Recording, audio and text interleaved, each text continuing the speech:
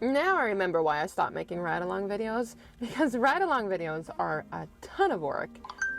But here we are doing one. So I do have Instacart open currently right now.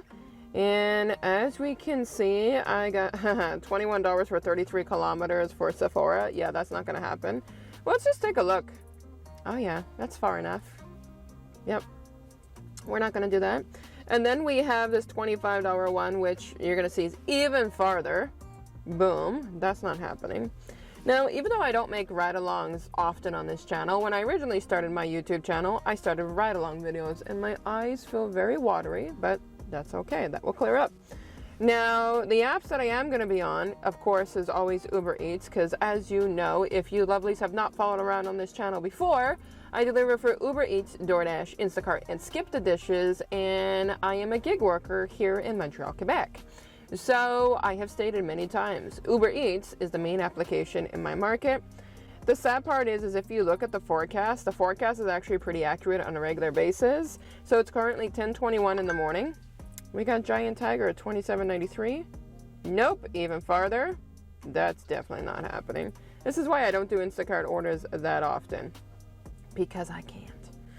Okay, so it's a 10:21 in the morning. We have picking up by 11, 12, 1 o'clock. Normally by 1 o'clock nowadays, I taper off even around 12:30-ish because I go to the gym and live my life.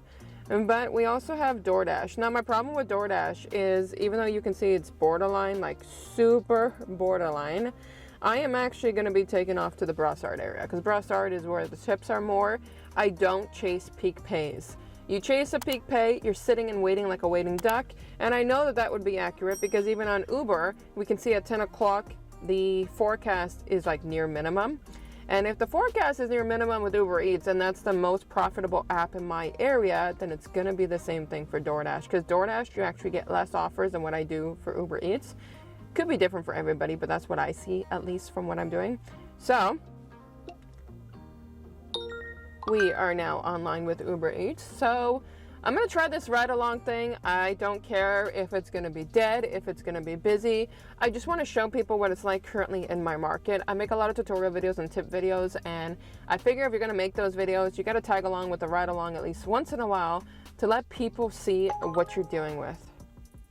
This is what I'm doing with. $15.60 for 17 kilometers, 9 items, shop and pay. Absolutely not. It will be interesting to see if I'm going to get a lot of shop and pays. So I'm going to drive around here so that I'm not talking my head off to you lovelies. Nope. I am not. Okay, I'll check out that Costco batch in a second. Get rid of that. Let's go to Instacart. Where's that 47? Nope. Très bon. Ça marche pas pour moi. Here we go. All right, let's go right along here, people. I will show you what orders I do accept once I accept one.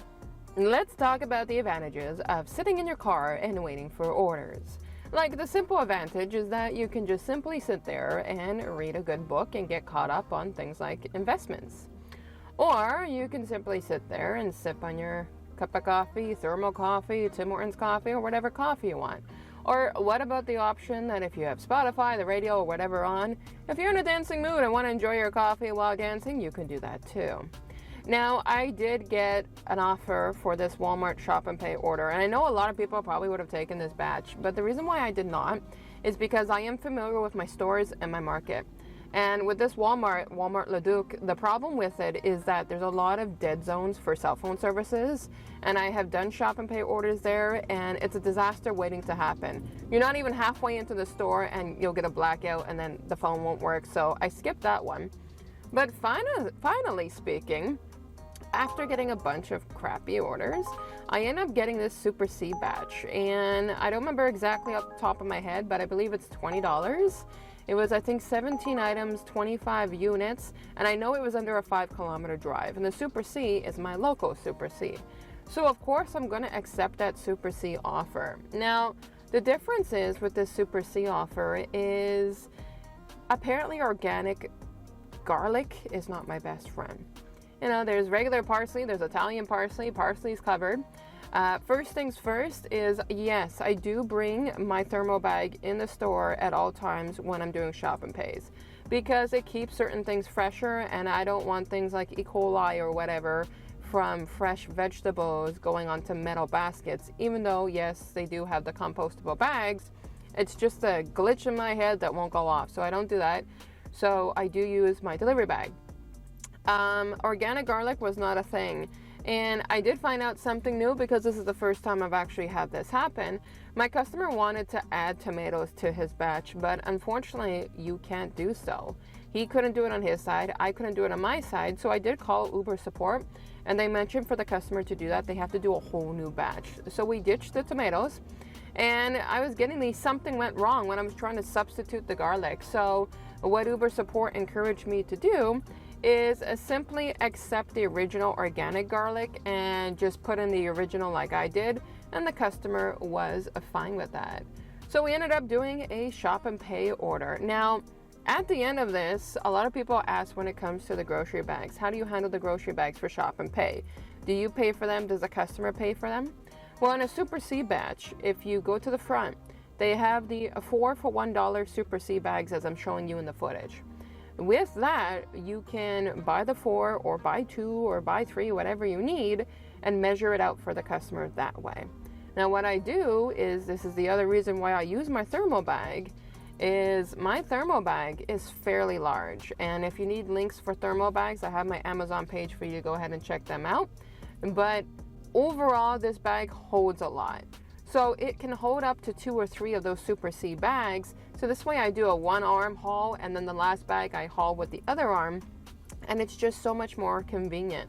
For me, the customer came down and met me at the door, and the good part is he hauled them up, but he came to the back of the car, so he saw that I had things in the thermal bag. Now I'm still awaiting tip.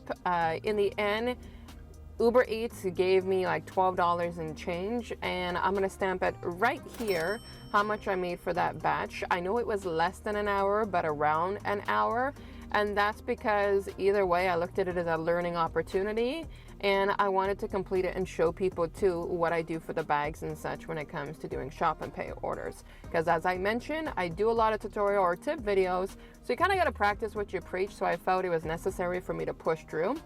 Now it is something like, I don't know, what time is it? 12:27. So I wrapped up that one just before 12 o'clock or at 12 o'clock or something like that, and drove around for a bit, and I haven't taken any orders since. I'm either likely going to try to find at least one more order, or I'm just going to go straight to the gym, whichever one I fancy. But I am done for this ride along for today. It was fun to get back into it. I will see about doing more, but if you have any comments or questions, go ahead and hit me up in the comments below, and I'll catch you lovelies in the next video.